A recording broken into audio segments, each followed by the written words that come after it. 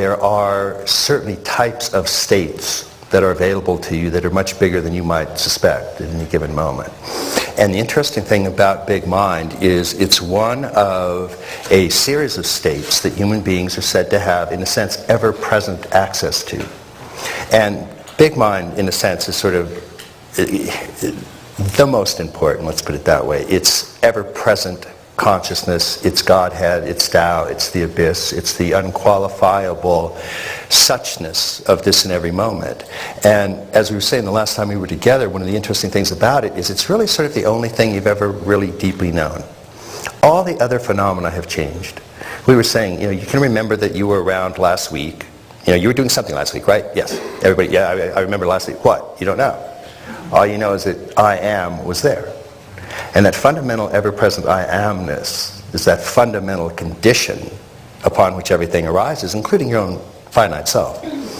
So having that ever-present condition, getting a little glimpse of that, getting a taste of that pointed out, is a very, very profound kind of reorientation and remembrance of this fundamental birthright that belongs to literally every sentient being. So that's a few of you that didn't get it, you're going to go, I want to take that class again. We'll come back and keep working with it. And it's something that we'll continue to clarify. And there are many, many different paths to this. One of the reasons we like working with Genpo and Diane and John Kessler and some of the people that are working with that process is that it is a relatively quick and straightforward introduction to your original face. The traditions maintain that there are several states of consciousness that are indeed ever-present. You have access to a human being, now we're talking, not sentient beings. All sentient beings have Buddha mind, or Godhead, or spark of absolute spirit. That's the definition of being a sentient being, being an individual holon, all the way down. Quarks, atoms, Republicans, all have a spark of that awareness. Is proof of God's greatness, if ever there was one. Now we, of course, love Democrats and Republicans because we are integral. I have to explain that.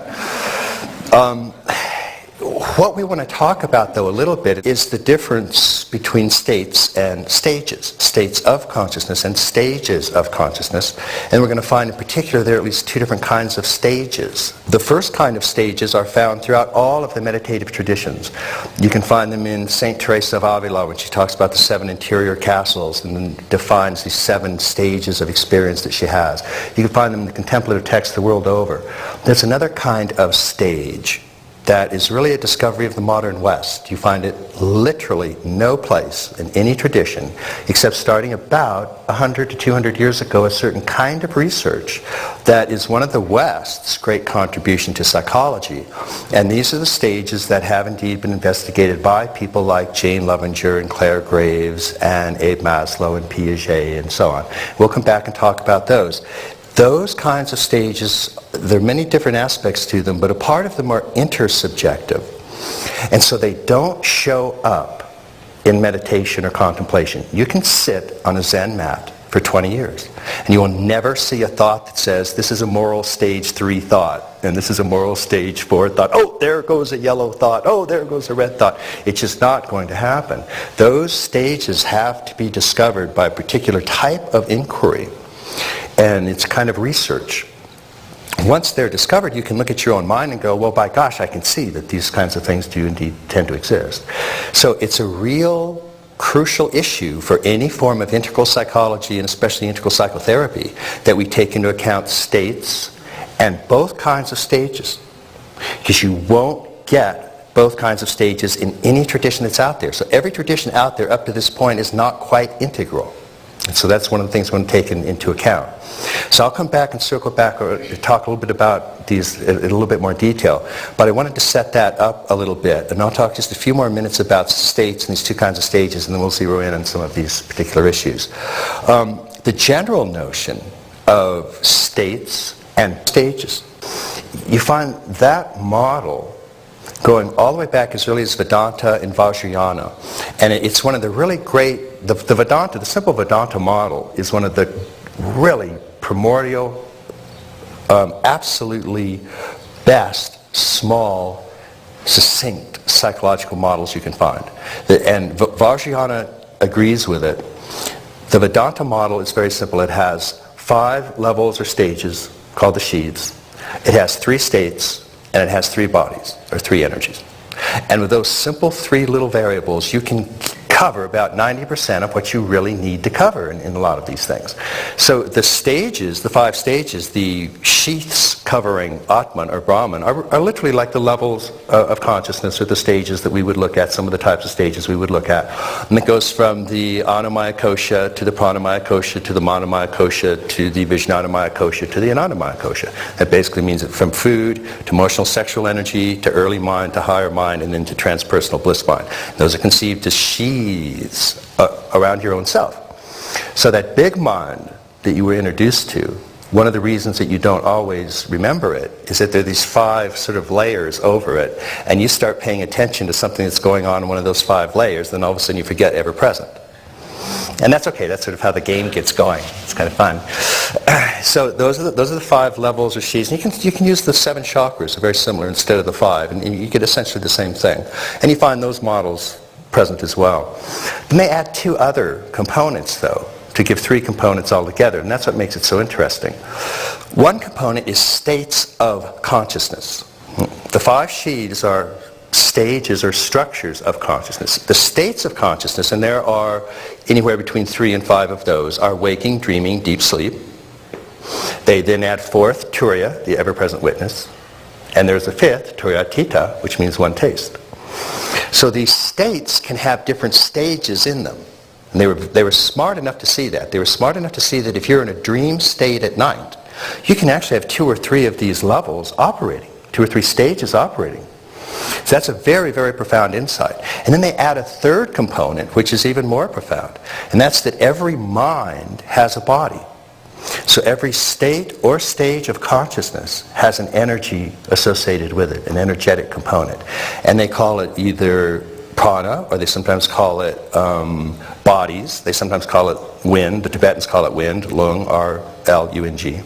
But so the idea is that the waking state must have a body to support it, the waking state mind, and it does. It has a gross body.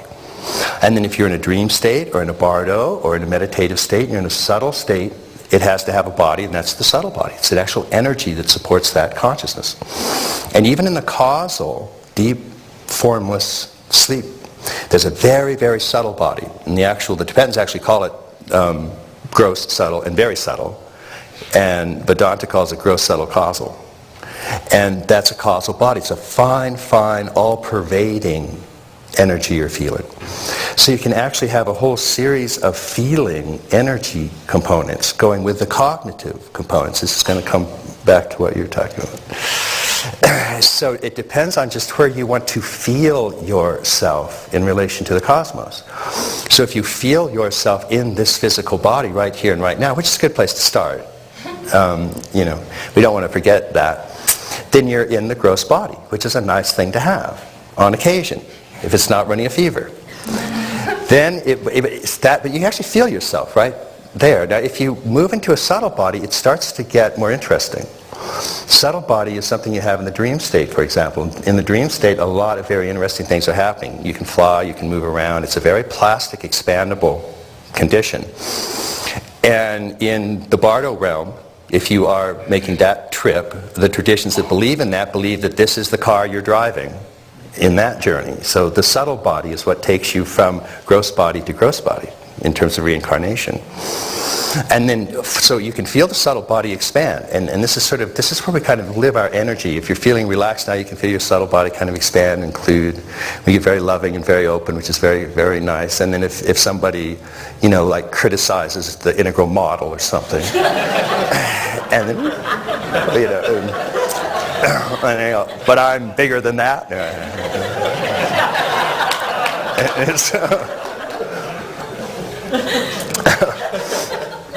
And Tong Lin is a way to move into other people's energetic bodies and exchange self for other, so that you can actually see how fluid it ultimately. Remember, all of these bodies are arising in big mind. They're all arising in that ever-present state that you've tasted. And it's just a matter of where you want to locate yourself in that cosmos of what's arising. Now the causal body, the subtle body, is this wonderful sort of accordion energy. And the causal body is in a sense, because it's very close to emptiness, it's very much like deep dreamless sleep and very much like formless meditation, but they maintain there is an energy there. And there is a sheath, Anandamaya Kosha, which is a very subtle sheath of bliss. So you can sort of, we were talking a little bit about how right on the outside of emptiness there's being, consciousness, bliss, or joy, or happiness. So emptiness has a faint edge of thrilling bliss. It's sort of one of the easy ways to sort of identify it, but you don't want to get caught up in dualistic notions about it and exclude other states. But the causal body, you can feel the causal body if you just feel that which is sort of all-pervading. And so you can feel that particularly on the out-breath. When you breathe in, you're sort of bringing down that causal body into your subtle and then physical body. But on the out-breath, and you can just feel it, it's all-pervading. It expands literally to infinity. You find that model going all the way back as early as Vedanta and Vajrayana. And it's one of the really great, the Vedanta, the simple Vedanta model is one of the really primordial, absolutely best, small, succinct psychological models you can find. And Vajrayana agrees with it. The Vedanta model is very